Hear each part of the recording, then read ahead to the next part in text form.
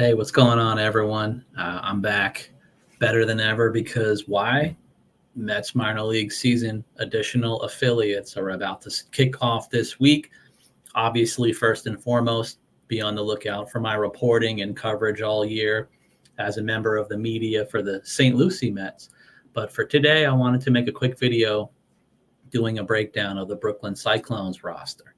Uh, some of the names, some of them are repeating, some of them are new. I wanted to start with the lefty, Felipe De La Cruz. If you've been following me, you know I've been talking about him for almost forever, aka at least a year or so. Uh, he's the lefty that throws mid 90s. There's going to be things going on with command, location. Definitely makes sense for him to repeat Brooklyn. He only had about 3 starts at the end of last year there. So as a 22-year-old, perfectly fine to repeat high A. I could even see him remaining there for the entire season. Again, it's going to be about mechanics, command, specifically with his off-speed stuff, and what can he do with that mid 90s fastball that I'm told by coaches he can maintain the velocity. So even thinking long term, is he one of those guys that can transition to the pen? Maybe, maybe not. But I do know that he can maintain his velocity as a starter. So keep an eye on that if he can maintain it and project still long term as a starter. Dakota Hawkins, one of those wild card arms, undrafted guy. He basically had a perfect kind of start to his pro career last year in his brief outings since signing with the Mets last year as a minor league free agent. I did hear good things about him, so they did say to keep an eye on Dakota Hawkins. Let's see what kind of season he can have again in pro ball at the high A level. See if he can make that jump even to double A at some point would be a really huge accomplishment. Noah Hall is one of the guys from last year's draft. I know the Florida Complex League social media account posted a really cool video of one of his outings behind the scenes in the backfields.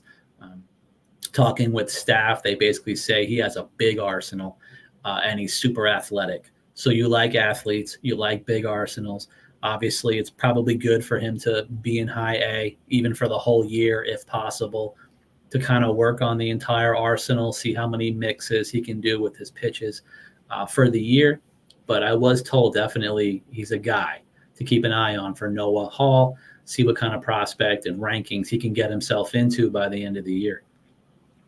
Douglas Oriana is one of the young arms. He's still only 21 years old. Douglas Oriana is one of the guys I was talking about last year. Again, it's going to be a work in progress type of situation for a young arm. Command, location. But he's definitely another strong arm. The coaches were very excited about him last year. One of those guys who's labeled as a hard worker, coachable. Those type of labels that are good given to pretty much anyone, especially the pitchers or either way. So keep an eye on him as well. Brandon Sproat obviously is one of the biggest names. It's pretty interesting. I like the idea of him starting in high A. You'd like to see him actually reach double A by the end of the year because of his pure stuff. He was a senior sign technically when he did return to school, and he gambled on himself and won. And Brandon Sproat has been throwing 97, 98 already in spring. We got to see him show out in the breakout game. I'm told his stuff obviously is legit. He was looking good from the minor league camp that they had even before the spring breakout began. They do like it. They say he's doing everything asked of him through camp, even through this week. He's doing everything that they could possibly want from him. You could probably expect a really good year from Brandon Sproat. On a flip side of things, Jordany Ventura is going to be obviously returning to the high A level. Definitely expected on my end. Again, it's going to be about location and consistency with him.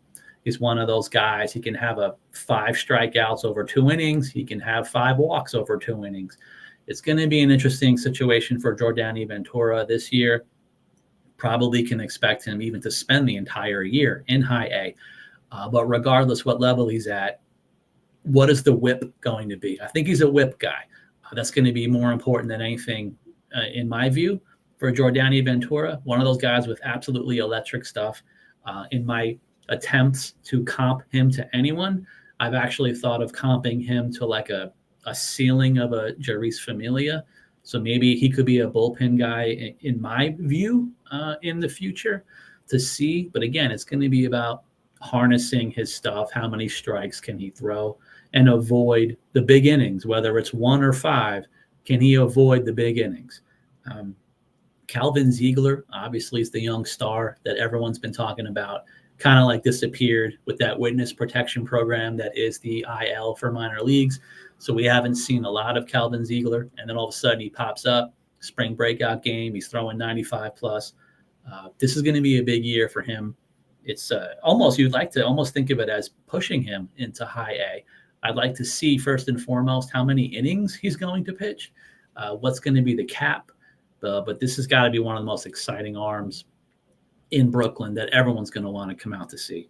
The other one could be Nolan McLean, our Ohtani of sorts. Yeah, no pressure, but he's the power bat who also is a strong arm, going to be an upper 90s guy. Sounds like he does project more as a reliever, but that's going to be up to the Mets organization. Let's see as well with him how many innings he eats. But with stuff like this, coaches told me recently, even from last summer, they said, buy stock in Nolan McLean because he's for real. So I'm going to take the hype. I want to run with it. So keep an eye on Nolan McLean. Ryan Clifford, I was somewhat surprised, but not shocked that he's repeating high A. In obviously one of the big guys from the trade from last year. He already played in high A, and here he is returning. But again, he's only 20 years old. He won't turn 21 until July. So basically, it would be a good spot for him possibly to repeat high A. Definitely curious to see what his position is going to be every day. Will they move him around? Will they have him be corner, outfielder, and first baseman? That's the thing for me to keep an eye on. As far as the home run totals, you don't usually hit a lot of home runs in Brooklyn, but his power probably will show either way. But I am curious to see how many home runs he can hit in those kind of ballparks and in Brooklyn. And again, I'm okay with the placement. Is plenty of time for him at his age. On the other spectrum of things, Stanley Kagra, one of those 5-tool potential guys I feel like I've been talking about for a couple of years now. He's also the exit velo guy. He's like the Tommy Pham of the Mets minor league system. When he makes contact, sometimes it's going over 110 miles an hour. That's what he does when he hits some of his home runs and doubles. How consistently can he hit those home runs and doubles or even just make contact? This could be a make or break year for a young player like this. Again, now he's going to be repeating high A. He's been around a very long time because they start young in the IFA classes from years ago. I'm curious to see, can he finally make that leap? Is he, 100% healthy? Can he put the hit tool together to make it to Double A and go from there? Also with Omar De Los Santos, one of those labels, or what's the stereotypes of, or just the logic in baseball that you can't steal first base. And that's where we have Omar De Los Santos, who's pretty much a video game stolen base when he's on base. The question is, what kind of hit tool can he have? Here he is again in the A ball. I feel like he's been in A ball for years. He had some hot spurts in the last couple of years too. But what's the hitting tool going to be long term? Can he make it? Because you can't steal first base. So I'm very curious to see what kind of season he has with the organization, how much playing time he'll get. But definitely keep an eye on a guy who's a video game. So he's stealing almost minimum 2 bases when he's on. William Lugo, I seem to be continuing my trend right now. William Lugo could be one of those make or break type of seasons as well, for like more of a super utility guy who can play all around the infield. Technically, he's probably considered one of the best defensive third basemen in the entire farm system, along with playing shortstop and everywhere else in the infield. But again, where's the hit tool? Can the power come? Where's the power going to be? It's going to be curious to see, how the power will show this year, and can he make it, and what positions is he going to play? There's also one of my favorites, obviously, DeAndre Smith. I did interview him during the offseason. DeAndre talked about some of his goals. Even he felt, hey, I'm still learning. He's still a younger-ish guy, even as a college draft pick. So I like the placement of him in high A. And with him, I'm curious what position he's going to play. Will they move him around the outfield as well as second base? I feel as far as infield, second base might be the only position he tries in the infield. But I'm curious to see how much playing time he gets in the outfield. Maybe he'll do a mix of both, but I want to see the hit tool. Even coaches last year said, hey, I think you're going to be surprised by his hit tool. And then, of course, he had some injuries that creeped up on him to start the year, and it slowed all of his development. So now that he's perfectly healthy, he's going to be situated in high A, so he's not being pushed. I'm excited about the hit tool for DeAndre Smith.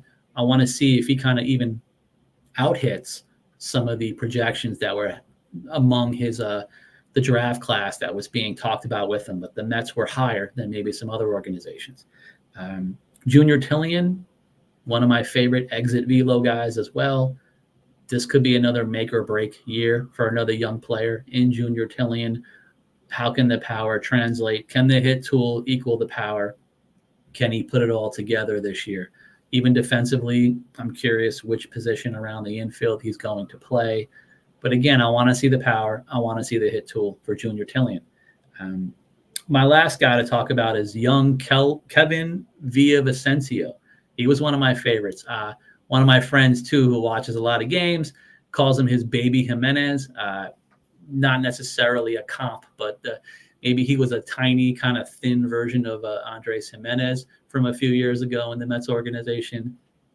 And even from talking to coaches, how is he progressing, Kevin? And it was more about, well, it's got a long way to go, even in the weight department. So I'm actually curious for 2024, what size is he? And then basically go from there, because he's going to be a very slick middle infielder, maybe second or short. Either way is fine. I'm just curious, what kind of weight has he bulked up? I want to see what kind of progress he can make, even physically, to go along with the hit tool. And I guess that's it for me as far as my thoughts on the Brooklyn Cyclones roster. I hope you guys, give this a look. Please consider subscribing to my YouTube channel, and take care, everyone.